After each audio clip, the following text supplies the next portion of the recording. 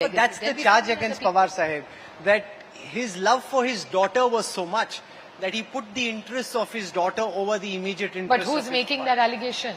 Those around Ajit Pawar Dada make that. I challenge them to have a discussion. I'm happy to have a presidential debate one-on-one with any of them. With Ajit Pawar. I'm happy to. You can call Ajit What will Pawar. you say in your defense? I don't have to defend myself because it's not factual. I'll go by data. How do What you- have I asked that Ajit Pawar wanted that I asked for? There was nothing. That I'm happy to have a debate even with him or anybody on his side. Very happily. Pawar You can be Sahib the wanted moderator. you to be his political inheritor, whereas Ajit Pawar felt he was the natural inheritor, given that he'd worked so much But on the nobody ground and said- that you were away in Delhi. Nobody said no. I was happy to give the mantle to Ajit Pawar, more than happy to. I never asked for it. He was going to get it. अरे मांग लेता ना सब दे देती. Party लेने की जरूरत नहीं थी, मांगता तो दे भी देती. What's the big deal, yeah? तो दी क्यों नहीं फिर? What? Because he did it the wrong way. He chose to disrupt all our lives and go away. He had the option. It was all for him to keep.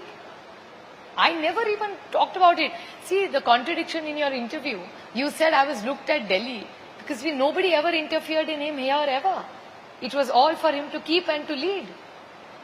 It was his choice to disrupt it and go the way it is.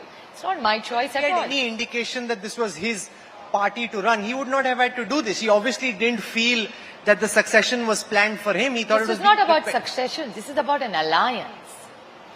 This is not about a succession plan at all. It was not about the party succession. This was a complete shift over of an alliance. So don't get it wrong. You know, I want to show you what happened in Baramati for everyone sitting here. And my point about Baramati is this. I've been to Baramati a couple of times. I'm sure a lot of people have. There's a lot of development. But the charge is it also captures what is wrong with Pawar Sahib's model of development.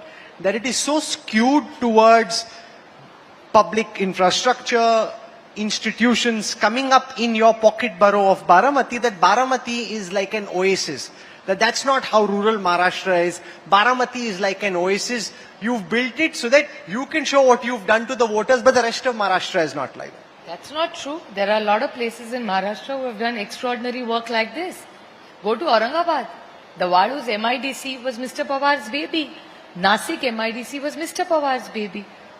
So Baramati is only one, but there are many such places in Maharashtra which has done extraordinarily well.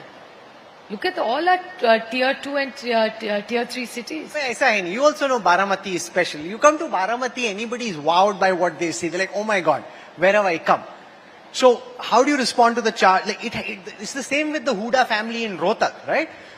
Bade Huda, Chote Huda, the charge is so much focuses on Rohtak and Jhajjar that the rest of the state doesn't look like Rohtak and Jhajjar. That's not true. You go to a lot of constituencies in Nasik, in Jalgaon, in Pune district, all over outside of Baramati as well.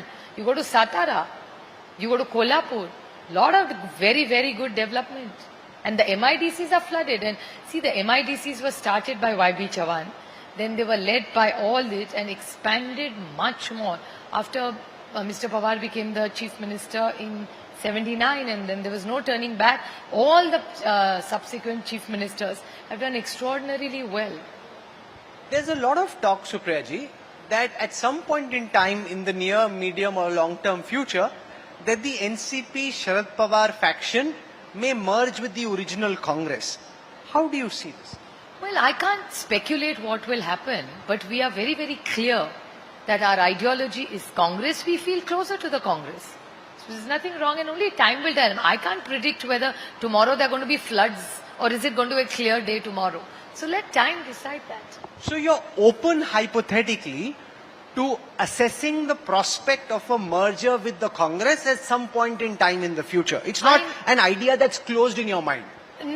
I am not close to anything in this world. You see, I represent people. So I have to always hear what people are saying. And I don't reply to hypothetical situations because I'm in no position to do that either. Because I am an elected representative of so many people, I have no right anymore to be hypothetical.